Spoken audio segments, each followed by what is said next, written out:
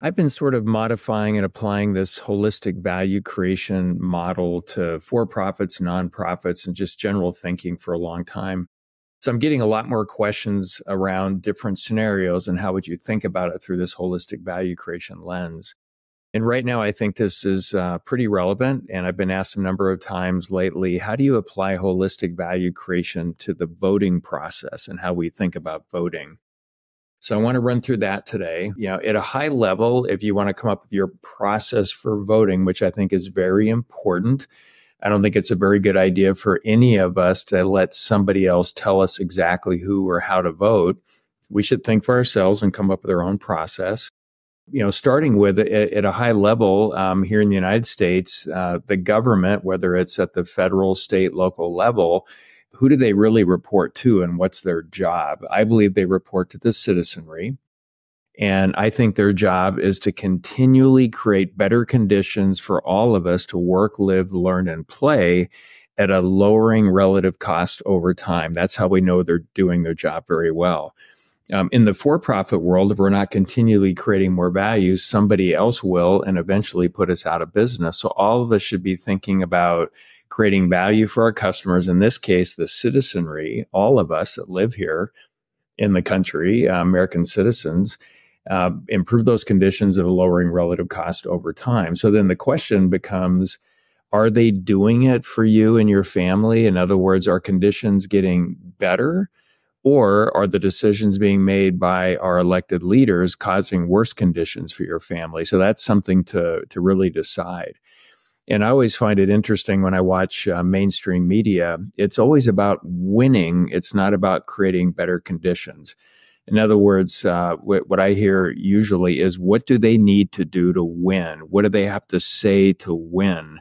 Not how are they going to create better conditions for all of us to work, live, learn, and play, and do it more and more efficiently over time. And for me, I always look for folks that are capable of creating better conditions at a lowering relative cost over time, and that are also moral in their thinking around decision making. I think that's really important. Without a moral foundation, it's really hard to make decisions that are in the best interest of everyone. One of the challenges that I find with politics in the United States, and I see this around the world as well, is that it seems to be a culture of rigging the game. And I've talked about this before in my podcast. I believe you're either objectively creating value in the world, material value, emotional energy, spiritual value, and some combination, hopefully in balance in all three, or you're taking value out of the world by rigging the game in some way. And I think that's a real challenge and problem with politics. Human nature just seems to drive it to, be a culture of rigging the game. So very important for me to think about voting for folks that are capable of making the change to cause better conditions for us and that are moral. So I know they're making the right decisions. Now, foundationally, when I work with companies, and I've started now 8 businesses from scratch myself, I believe my job as the top leader in these organizations is to create the rules of engagement, the conditions from which everybody creates value. And when we get that right, it causes human nature or just behaviors in general of people to move in a certain direction to create a certain type of value. And if the conditions aren't very good, they won't create value, or the opposite of that, they'll actually take value, out of the game. So really important we get that right. And when I think about the government here, let's just look at the federal level in the United States. When I factor in human nature, sometimes there's really good people and sometimes there's not so good people in terms of their intentions that get elected to high-level positions, whether it's elected or even sort of work the way up the chain into these, unelected bureaucrat type positions where they've been there a long time. Some of them, and many of them, very capable, very moral, and some of those don't really have the best of intentions. In other words, they're looking out for themselves first over the citizenry. And I think anybody in a leadership position in government should be looking out for the best interests of the citizenry. So getting these foundational rules of engagement, rules of the game, you will, right, prevent sort of the bad side of human nature from going too far off the rails. And when I think about that, foundationally, I think separation of powers is wildly important, and we should do everything we can to preserve that. The rule of law, really important, want to preserve that. Whatever the rules of engagement are for the government and how they make decisions, it's important to me to make sure that we have that solid, so human nature will keep creating more and more value over time, and not get that worse over time. So very important. Now I'm going to go through my process and how I think about voting. And, first I'll say that I'm not affiliated with any party, don't want to be. I'm for better conditions, not worse conditions, just flat out. So with that said, and I've gone through this process with over 3,000 high school seniors in smaller groups, usually about 25 to 50 over the last 25 to 50 high school seniors, some juniors over the last, say, 10 years or so. And it's a really interesting 90-minute guided discussion. And at a high level, my process starts out kind of like I began this session here. What do we want government to do? So create better conditions to work, live, learn, and play at a lowering relative cost over time. Fantastic. So what are the things that are important to me when I look at voting? So want to make sure they can do that. And then there are 6 pillars or filters that I look at and say, are they going to move these things net in the right direction or the wrong direction? And those pillars that are important to me are free people, free markets, personal responsibility, protection from uninitiated force, only voluntary relationships, and elevating self-esteem. And it's always interesting talking to the high school kids. They'll ask, questions like, what do you mean by only voluntary relationships? And I say, well, would you like to be forced to do something that you don't want to do?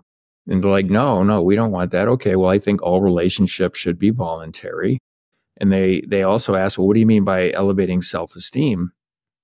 I said, well, one example of that would be, if I ask anybody in the room the question, do you feel better about yourself when you're dependent on someone else to take care of you financially, or if you're self-reliant?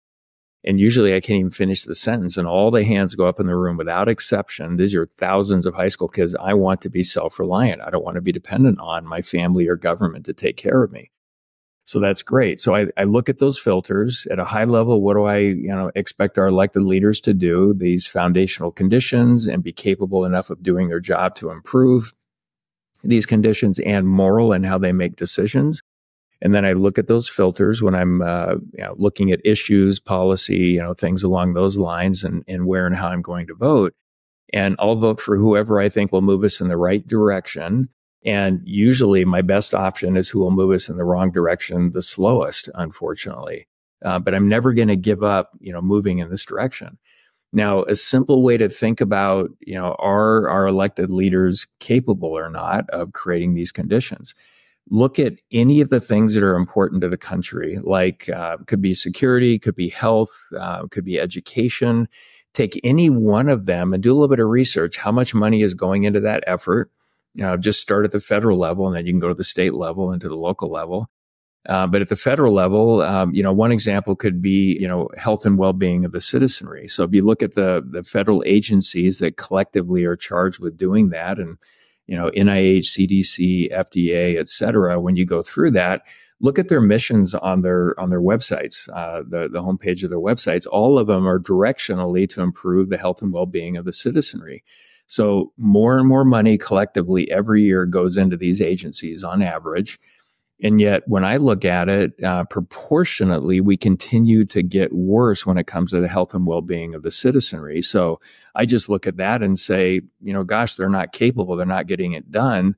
So how do we find leaders that can actually impact the health and well-being of the citizenry in a positive way, i.e. getting a really good return on our investment as a taxpayer? And I can say the same thing about education. If I look at K-12 education, that's really important to me. Are the results getting better over time, or are they getting worse? And when you look at the data on average over time, it's actually getting worse. So what can we do to change leadership up there to leadership that's more capable and moral to move the needle in the right direction? Because as a taxpayer, I think collectively all of us should be expecting a better and better return on our investment. So that's my process and how I go through it. One way to kind of look at all this is, when it comes to voting, let's not make it about personality. Let's make it about policy. So personality does not create better conditions for our families, but really good policy, which are basically creating the rules of engagement from which we all get to create value, that really does. And it's interesting to me to watch celebrities telling all of their followers to vote a certain way, in a way that's kind of an abuse of power, because I think all of us should be using our own brains, thinking for ourselves, voting for folks that will create better conditions for ourselves, for our families out there, not what somebody else tells us to do. Now, I personally don't really care what anybody says around where to vote. I use my own brain and I think about that, and I encourage all of you to do the same. And it's fascinating when I talk to the kids in high school about this. Many of them have said, well, our teachers tell us to vote Democrat no matter what. And I always respond and I say the same thing. Well, congratulations, you have a process. And I would encourage you to develop your own process, looking at the conditions that your family is working, living, learning, playing in. And is that getting better over time? If the answer is no, then maybe it's time for a change in how you think about voting. So policy matters. Think for yourself. And I think what's at stake here, when I look at the United States, I don't believe we're even creating 10% of the value that we could. This is material value, emotional energy value, and spiritual value. And spiritual, again, is always about connectedness at its foundation, not even 10%. And I think the vast majority of that pent-up value creation potential is in the low-income and middle-income families.